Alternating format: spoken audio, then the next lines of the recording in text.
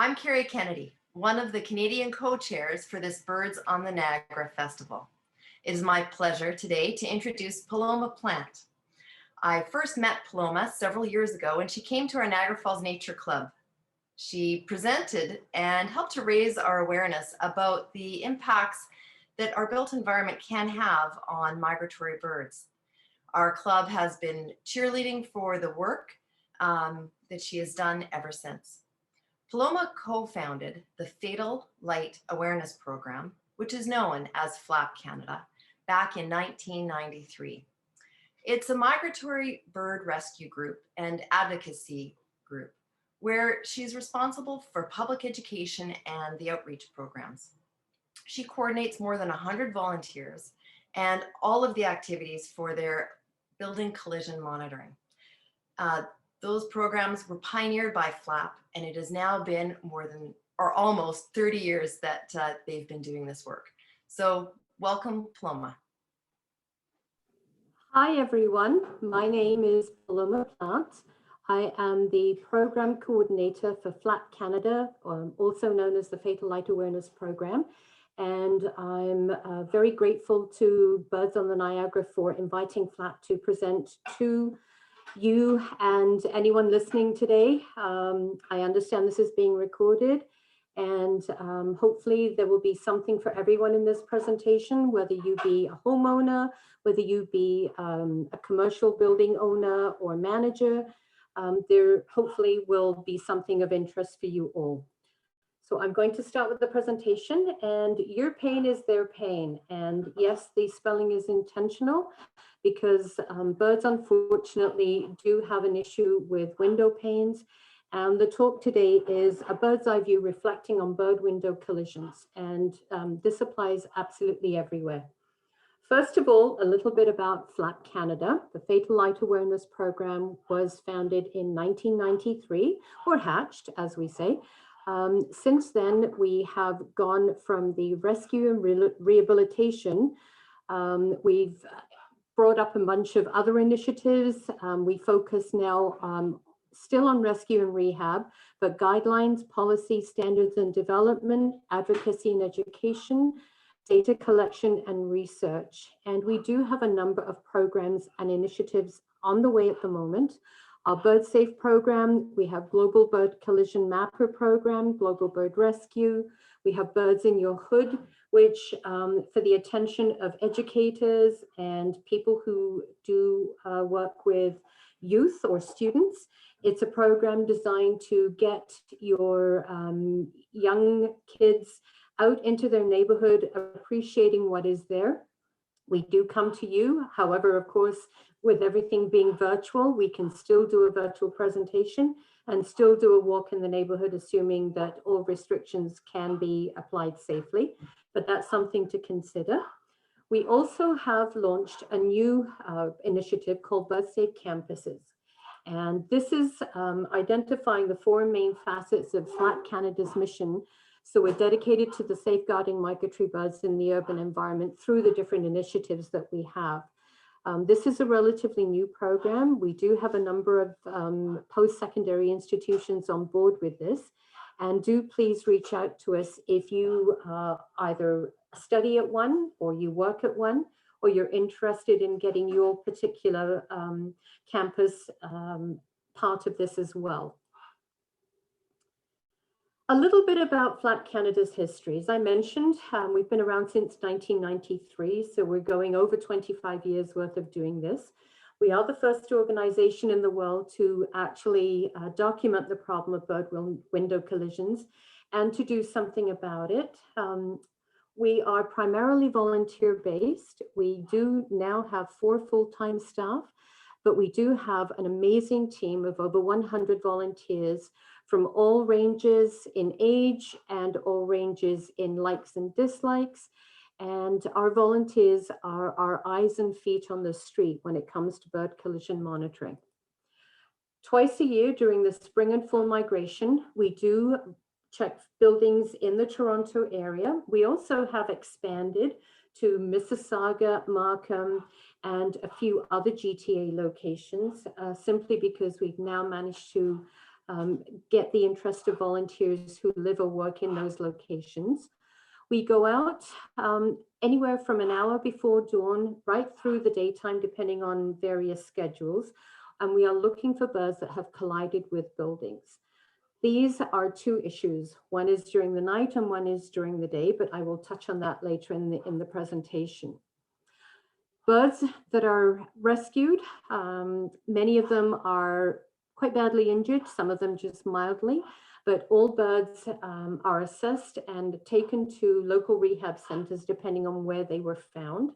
And their injuries range from broken beaks to head trauma, to brain swelling, to bleeding, to broken wings, all different aspects of it. Each of our birds, when we get them, is contained either in a brown paper bag or in a box, depending on the species, and they are housed independently. We do not put more than one bird in the paper bag.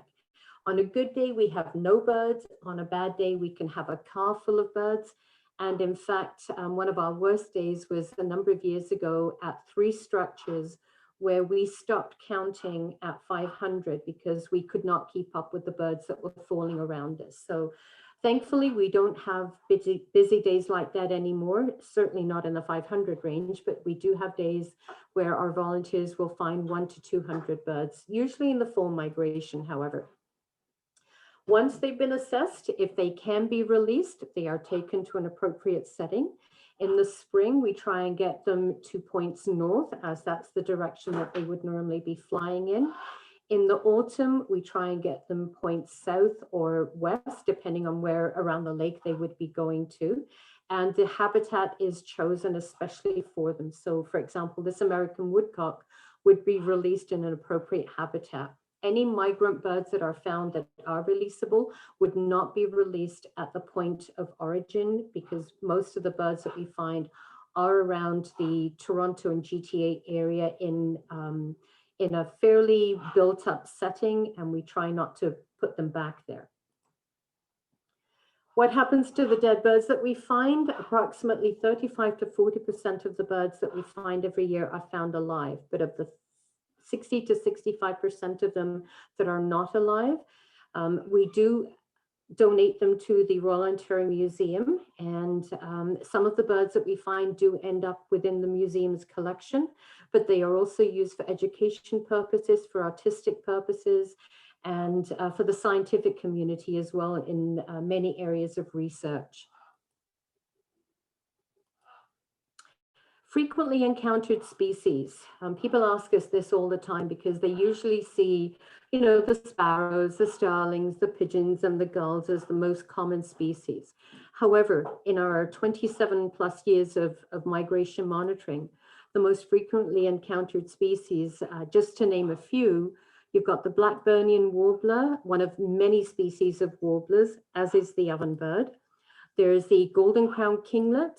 There's the white-throated sparrow and the ruby-throated hummingbird. Some of these may be familiar to people. Of the ones that I've listed, the white-throated sparrow currently holds the dubious distinction of being the species that we have found the most over the years, probably looking at over 11,000 birds during our time. However, we have seen a significant increase in the last few years of golden crowned kinglets, of ruby crowned kinglets, and Nashville and Tennessee warblers. And these are numbers that we would not like to see continue going up. We do note, however, many of these species, depending on where they're located, their populations are in decline, and we cannot afford to continue to lose them at the rate we're losing them. Frequently encountered species at risk, and unfortunately, I believe we are over 24 species at risk now, and most common ones would be the Canada warbler, the eastern whippoorwill, the barn swallow, which was recently added to the species at risk list, the wood thrush, one of the most beautiful singers there is, and unfortunately, this list does continue to grow. Again, a recent addition was also the chimney swift.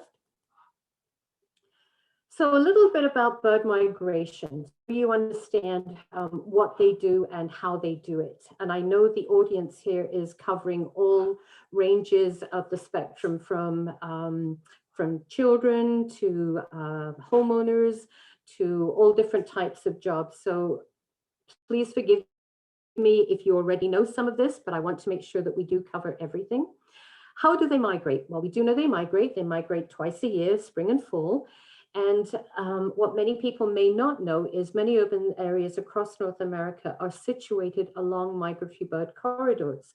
And the city of Toronto and the city of Niagara are located underneath two major overlapping corridors, both the Atlantic and the Mississippi, making this one of the busiest migratory passages on the planet. In our time, we have collected, I believe, 173 different species, of which the horned lark was recently added to our list. And it's a list that we quite frankly don't want to see grow. When birds migrate, they use visual cues. They don't have, little cell phones that they can just put in Google Maps. They do have some form of internal GPS in the sense that they use the daylight, so the setting sun. They use the moon and the stars and the Earth's geomagnetic field. The star patterns also help. And during daytime, they also use topographical landmarks, of which the Niagara River is a major one, and the Niagara Gorge itself. In fact, the Niagara River corridor was the first globally significant important birding area to be jointly identified by cooperating organizations in both Canada and the United States. So you actually have, two large bodies of water there, and thousands, millions of birds migrate through this area every single year. The Niagara Corridor, being one of the most significant IBAs, is one to consider both from the Canadian standpoint and from the American standpoint. So for those that are participating in this presentation from both sides of the border, you are lucky in that you get so many birds coming through. However, to look at that in perspective, bird deaths across North America every year, conservative numbers put this at 1 billion. And it's generally considered to be 1 to 10 birds per structure. And for example, the city of Toronto has 1.5 million structures considered with glass. And looking at it in terms of the Exxon Valdez, that's 333 oil spills per year in terms of numbers. So the numbers are significant and staggering. And again, the populations cannot support this kind of loss on a continuous basis. Why should we care? Well, we care because birds are a huge part of the natural ecosystem, and we need them for many reasons. They do perform vast good deeds, for lack of a better way of putting it. They are massive insect controllers. They pollinate plants, they distribute seeds, they are amazing food sources and part of the eco chain. And one of the fastest growing industries in North America is bird watching. And for those that think it's, simply going out there and looking at birds and wearing the hat and you've got the binoculars and the bird guide, it's not just that. It's the gas to go where you want to go. It's the stopping off at Tim Hortons and buying your double and your little box of Timbits. Collectively, this amounts to staggering numbers. And without these birds, we would not have a healthy, natural and economic environment for ourselves, basically. So what is the issue? There's two issues. One is nighttime and one is daytime. And once you understand the issue and what works and what doesn't, hopefully you'll know how to solve the problem. Glass is everywhere. It's in our homes, our cottages, our condos. It's in shelters. It's on our vehicles and barriers, and it's also in our workplace. And no matter where you go, the chances are you're going to see some form of glass somewhere. In fact, John Carley, architect now retired, did put it beautifully. And as I read it, you'll see a number of images that will crop up that are just amazing images. We as a profession seem to be in love with glass. Either that or our clients are. The myth that an all-glass facade brings nature in and transports one out into nature is strictly that, a myth. To us, the transparency and reflectivity may seem real. To birds, it's illusory and deadly. And the images that I just showed are extreme to some degree, but we are seeing more and more of this type of image, even in people's gardens where they have reflecting balls and glass mirrors that people are putting in their gardens just to increase what they think is the beauty of the garden. Let's talk about the nighttime issue.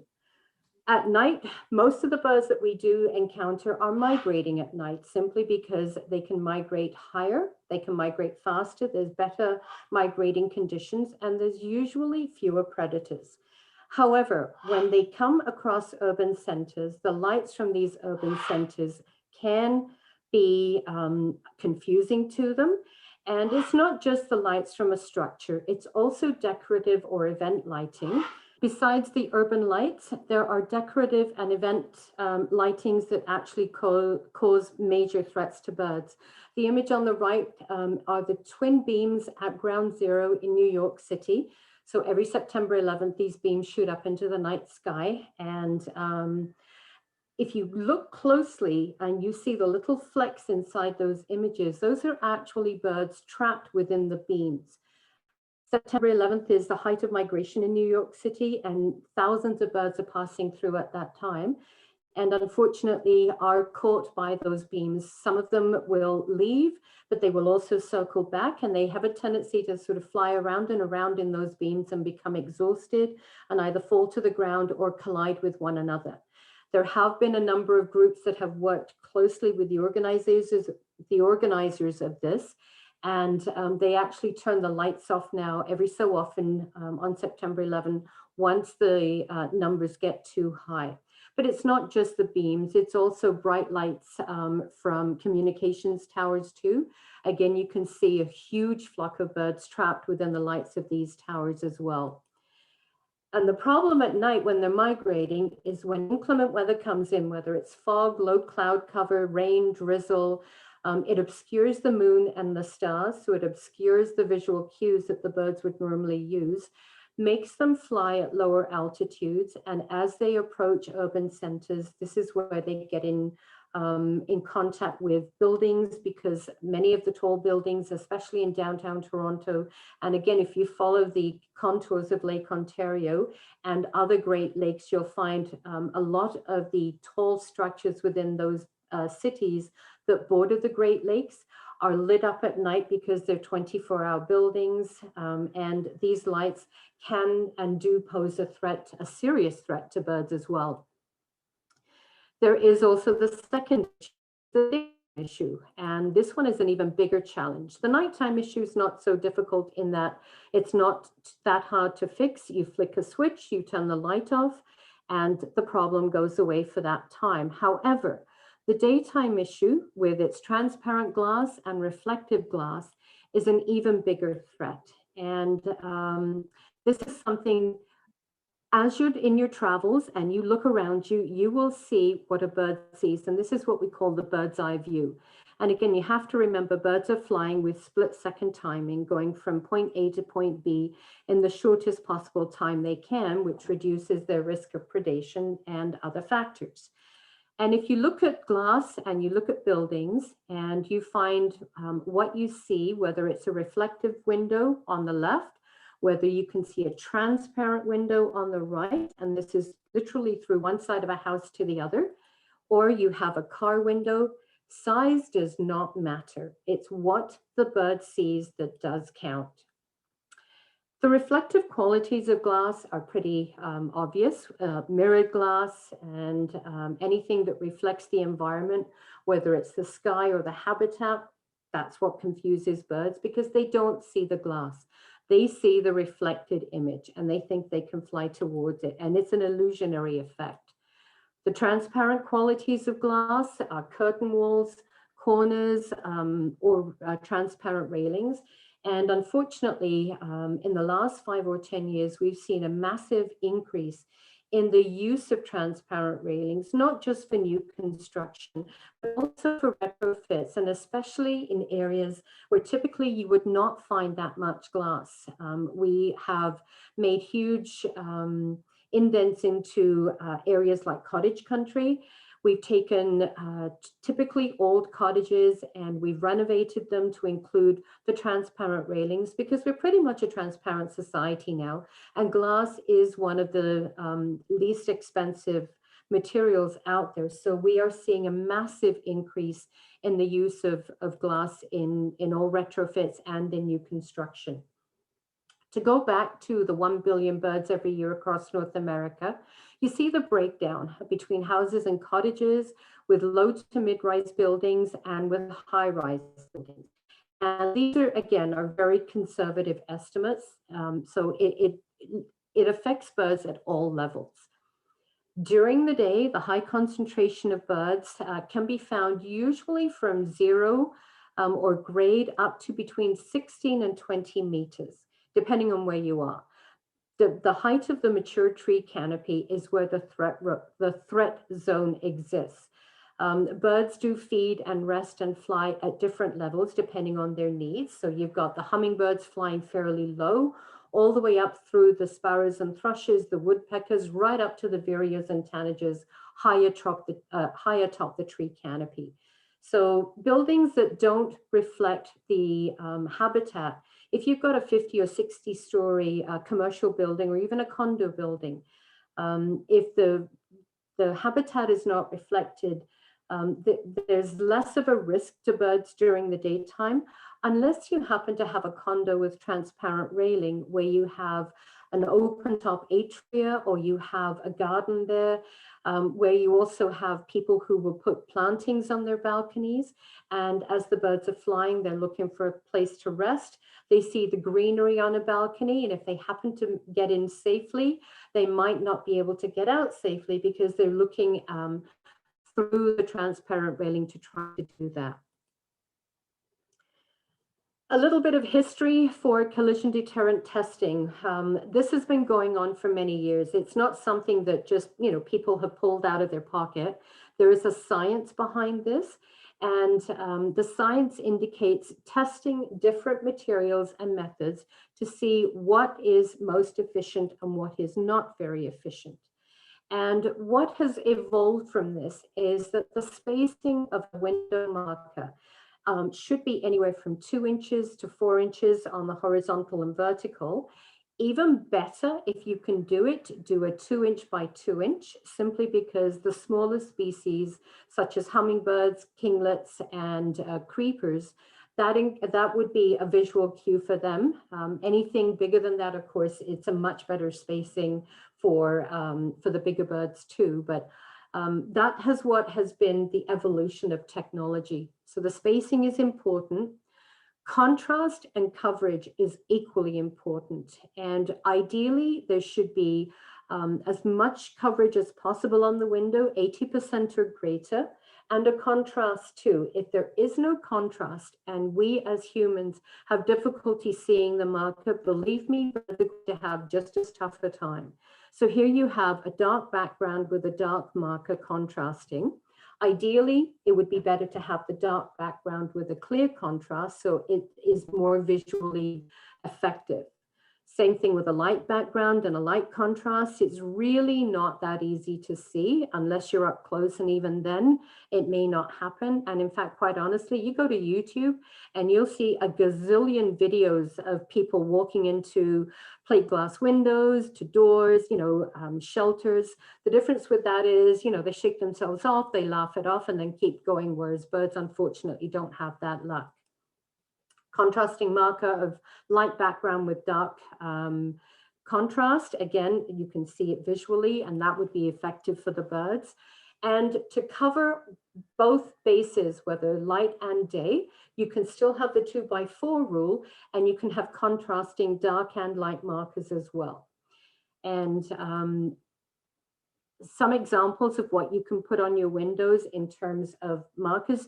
We basically say treat your windows as a canvas. Be as creative as you want And whether you use star patterns or dots or squares or triangles, it doesn't matter. As long as you meet the 2x4 rule or better, then that will certainly help birds.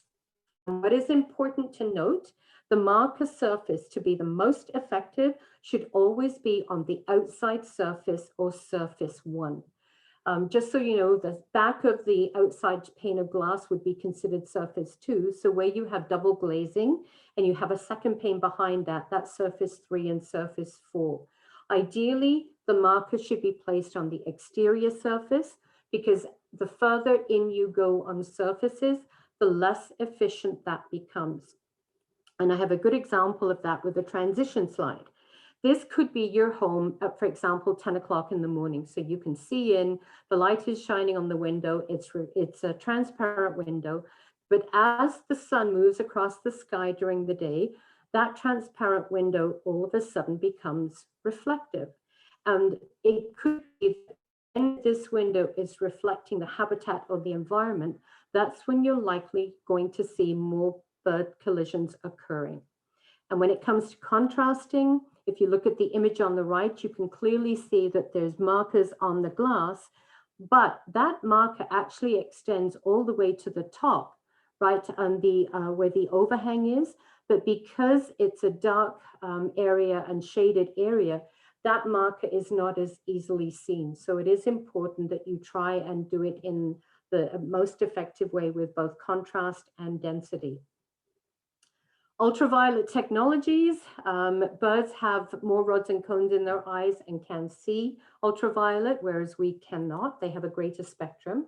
And in fact, the bird on the right is how we see it.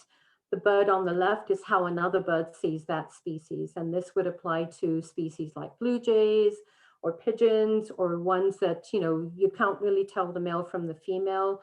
Cardinals, of course, are one species you can, and there's many, many other species, but this is a way to sort of most effectively show how birds see one another. Ultraviolet technologies, again, just to recap, the marker efficiency should be 2x4 or 2x2 first surface. And if you are using a UV pattern, it must reflect 20 to 40% over the 300 to 400 nanometer wavelength, which is technical, but the one thing about UV is we don't see it, birds do. And if you are using UV, there are instances, documented instances, where the UV has actually been found to attract a bird as opposed to repelling it. Bird-friendly development guidelines, there's an evolution there as well. The City of Toronto was the first city in the world to have bird-friendly development guidelines in 2007. Since then, cities across North America and Canada, with the City of Ottawa being the latest to have bird-friendly design guidelines, we are seeing this growing at a great rate, and we're really, really thrilled to see that, because it is now an understanding by planners and developers and designers and architects that we cannot continue to have the buildings the way we have them and still take out birds in the manner that we have continued to do it. So new construction going forward can incorporate bird-friendly markers and design guidelines. However, retrofits are a bit of a challenge. In the City of Toronto, it is mandatory to have bird-friendly guidelines from 2010 on. However, the bulk of the birds that we find continue to hit at buildings that were built before 2010, where retrofits would occur, which at this stage are still voluntary. A few examples of commercial structures that are considered bird-friendly: the architectural evolution, different buildings. And again, for architects and planners and designers, we suggest being as creative as you want. You can incorporate, all the different LEED standards into it as well. But the most important thing is consider the bird-friendly component, especially looking at the location of where the building is situated, and the design of the building as well, because there are so many design traps that you do have to be careful. Okay, so what you need to know for what doesn't work. So dispelling myths. Way back when, the plastic owl was considered the go-to for bird deterrent. And it was just this, simple owl that sat there and looked out at everything. But it was realizing that birds weren't always afraid of them, so they got really technical, and they put a swivel head on the owl. And what most birds think of that? Well, it really doesn't work. So we found that that is really not a very effective method of keeping birds away. From there, the plastic owl is one. Noisemakers have been found, people have tried them and they have not really worked as well. And this is one that is the sort of the go-to for people who want to keep birds away from their windows. However, it does not work. And why it doesn't work is simply because people apply one, maybe two on a window. And if you look carefully, you can see the area of the window where the decal is. Birds, first of all, they know it's not real.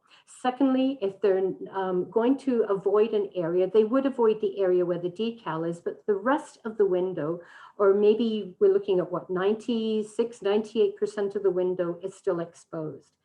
In order to be as effective as you can get, this is what you would have to do with that particular window deterrent. And I'll be honest, I have yet to find a window that has applied this particular product in this manner. So this is not really one that is a particularly effective one. What does work though, and again, this is where your creativity comes in, there's different types of window films. You can put fritting on the window. There's digital etching and printing. There are markers that you can use, whether they are China or different kinds. There's exterior sunshades. There's different grill works. There's cable and lattice systems, and that's including Zen curtains. And there's also silk screening or perforated film. These are just a few examples. And I mean, there's many more out there, but I don't have a long time to really give you those examples. A couple of questions that we often get from people. What can I use that's not going to block my view? And I understand that. And window screens are actually quite effective. And here you see two images, one of which has the window screening on it, one does not. There really is very little difference between one and the other.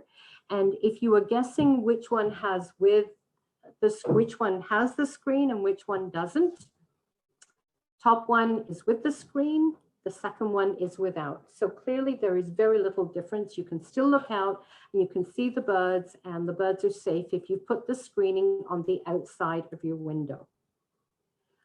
Something else that does work, the Zen curtains or Acopian bird savers, paracord.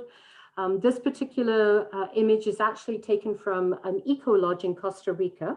So you can see the image of the lodge from the outside. You can also see the view from the inside. So it really has little effect on what you're seeing. Same thing goes with the dots, whether you use dots or squares, or it doesn't matter.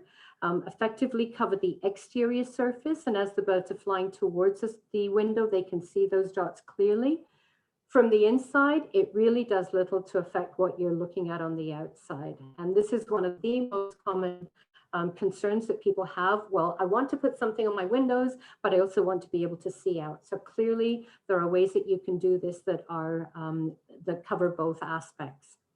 Feeder placement is extremely important. Whether you have one or more feeders, it doesn't matter.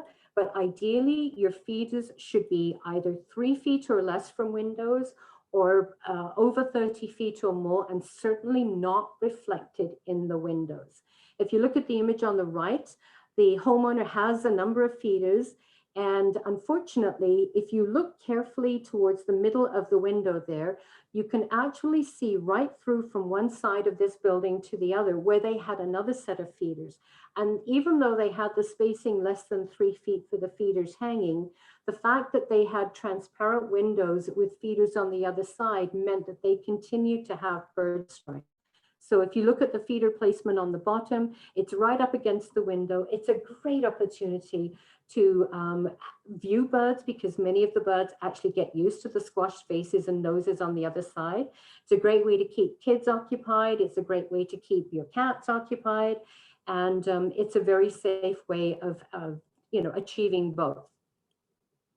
Cats, oh well, don't get me started on cats, but cats are considered the #1 killer of birds. And we strongly suggest keeping your cat indoors. And in fact, estimated numbers of cat-killed birds across North America are about 196 million. And this was a survey done by the Environment Canada a few years ago. Those that say my cat never goes anywhere, it just sits on the deck. That deck may be situated next to a large screen door or window. And if a bird were to hit that window and come down next to where the cat is sitting, I'll be honest, that cat's got to be blind, it's got to be deaf, and it's got to be so old and arthritic, it doesn't even know the bird is there. Because many birds that end up in rehab, if you look at the different species that end up there, they are not typically birds that would be found within the cat's range, simply because many of them are arboreal species, but the windows can confuse them. And when they end up in rehab, the fact that the bird hit the window is often out of the equation because the homeowner doesn't know that. Precedent-setting lawsuits. The history in 2009, the city of Markham actually treated their municipal buildings with a type of bird-friendly film. And this is one of the first technologies available. Since then, the different technologies have certainly increased in efficacy.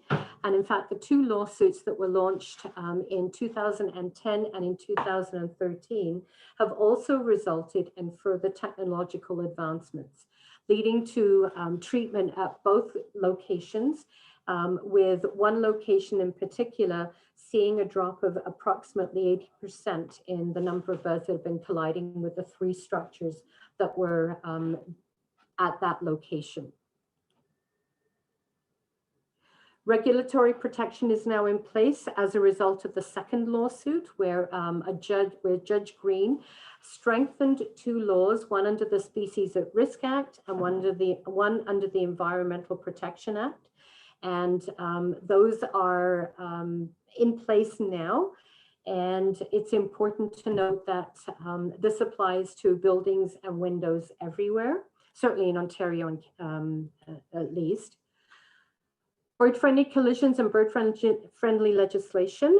Again, a little bit of history. 2007 was the first bird-friendly development guidelines, which has since been revised. Bird-friendly becomes mandatory with the Toronto Green Standard, as I mentioned earlier. We've got the 2 lawsuits that I also mentioned, the same ones that are now law. And in 2019, the Canadian Standards Association, in conjunction with a number of stakeholders, including FLAP, published the bird-friendly building design. There is free view access at this particular website. And again, this is important information for planners, designers, architects, and you can go there, you can view it. And this is something that we hope will be adopted as part of the building code, which will mean that all buildings going up, no matter where they are, will incorporate some form of bird-friendly design in their building. BirdSafe FLAP app is an algorithm calculation with a bunch of questions that, if you're not sure if your building poses a threat or not, you can respond to by answering yes or no. And at the end, it gives you a facade threat rating calculator. And depending on whether it's considered low risk, moderate risk, high risk, or lethal, that action would lead to either no action being taken or mandatory action being taken. And buildings that have applied, have used this app and have applied markers effectively and according to the app, again, have seen a significant decrease in the number of birds that have been colliding.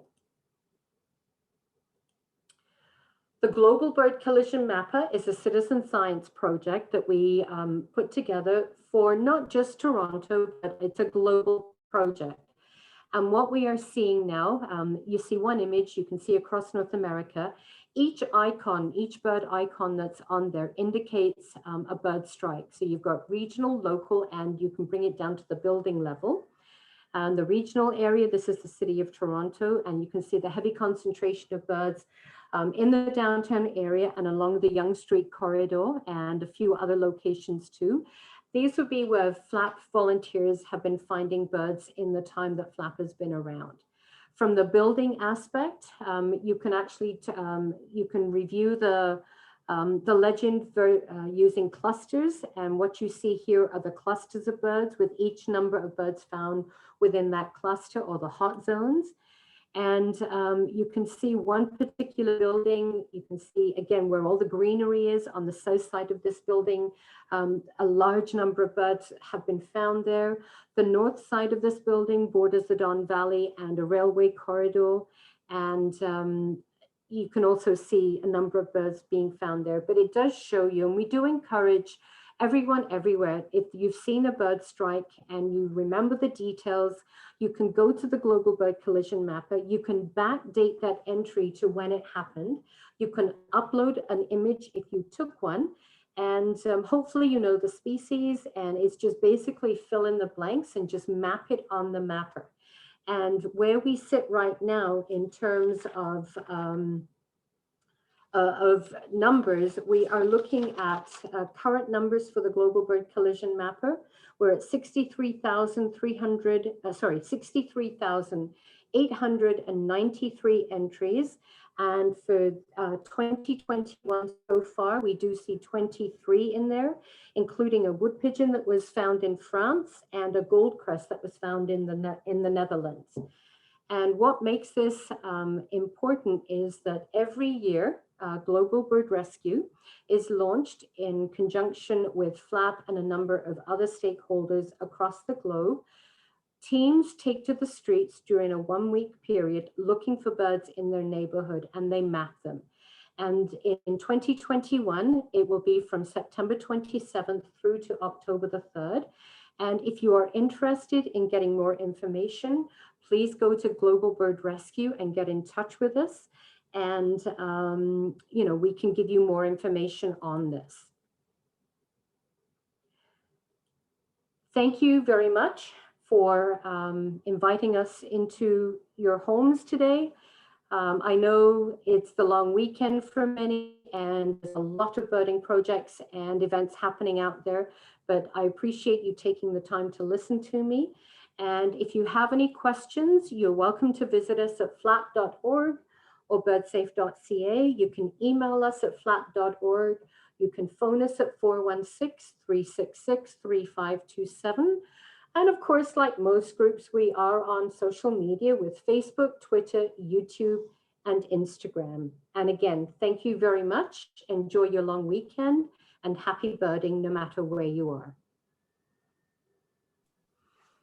Wow, thank you, Paloma. Fatal Light Awareness Program in Toronto is a global leader in how to do bird protections. And this is awesome stuff that you're doing. And you have such a body of work. It's just wonderful. And, you know, imagine bringing this stuff down into the Niagara River corridor, globally significant, important bird area, whether it's Buffalo's Outer Harbor or it's Fort Erie's Waverly Woods, all up and down the corridor. We have urban areas, we have Buffalo, we have Grand Island, we have Niagara Falls, for gosh sakes, both sides of the border, all of which could probably do a lot better with bird collisions. So thank you so much. You can see FLAP Canada at their website.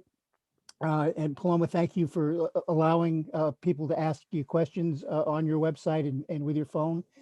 I just want to remind people also that we have a lot of programs at the Birds in the Niagara 2021. You can go to our website, birdsonniagara.org, and please enjoy our shows. And they're going to be up there during the weekend, and they're going to be up there longer, so you can, they'll be archived so you can come back to them. So thanks.